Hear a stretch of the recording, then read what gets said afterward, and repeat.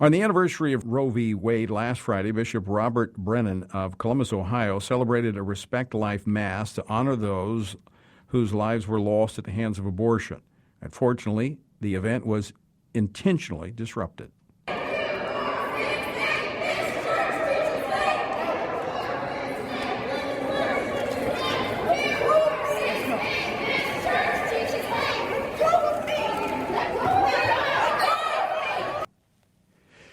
They were pro-abortion protesters interrupted the worship service, shouting 2468, "This church teaches hate."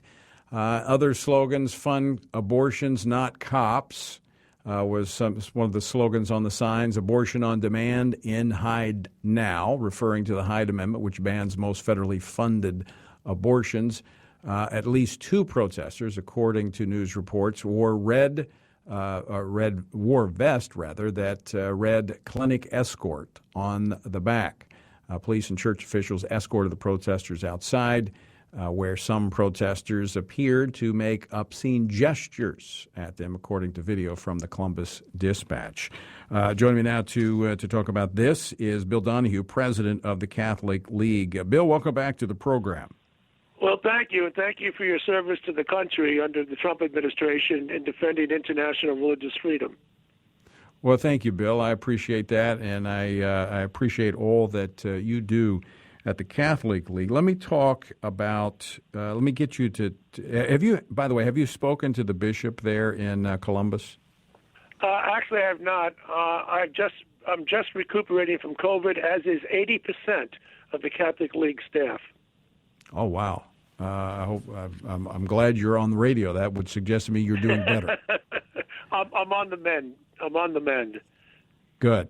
Well, I had it last summer, but I'm glad you're doing well. I mean, Bill, are you concerned about this? I mean, look, this is clearly wearing a vest saying "Clinic Escort," breaking into and disrupting a service, a worship service. I mean, this is criminal. Where's the Biden administration calling for criminal charges to be filed against these individuals?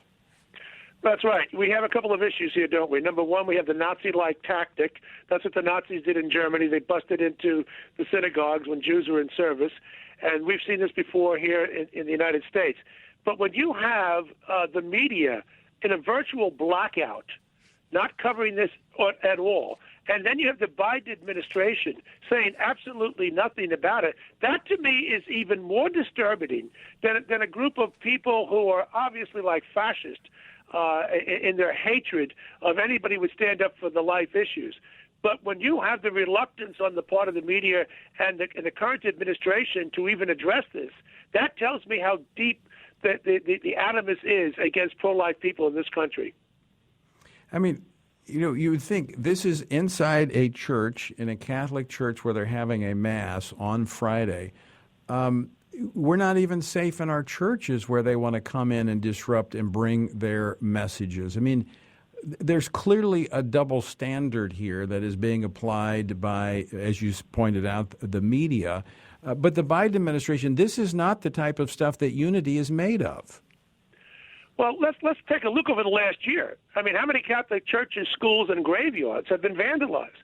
They've attacked St. Patrick's Cathedral with graffiti, Nazi-like graffiti now, several times over the last year. And what has the response been on the part of the Democrats who run urban America? They've done nothing about this. Absolutely nothing. And now we have the people at the pinnacle of power in the White House in Washington. We haven't heard a word from them. And, of course, if the media aren't going to cover it either, it's either because their attitude is we deserve it, or it's just amusing to them. We were at a very serious stage in this country in terms of the precariousness of religious liberty. Under Trump, I've never seen a president do more for religious liberty. And here we have Biden, a so-called fellow Irish Catholic of mine, whom I don't recognize at all, quite frankly. He bears nothing in common with any Irish Catholics that I know of, and I know millions of them. This is a disgrace what's happening. And now that Biden is ready to come down with even more pro-abortion policies tomorrow, I mean, give me back Donald Trump. Thank you. Bill, one final question here for you. Do you see a correlation here between the aggressive pro-abortion propaganda of Joe Biden, the Democratic Party, wanting to repeal Hyde, you go down the list, and this type of criminal behavior of people breaking into churches? Is there a connection? Well, the connection is this.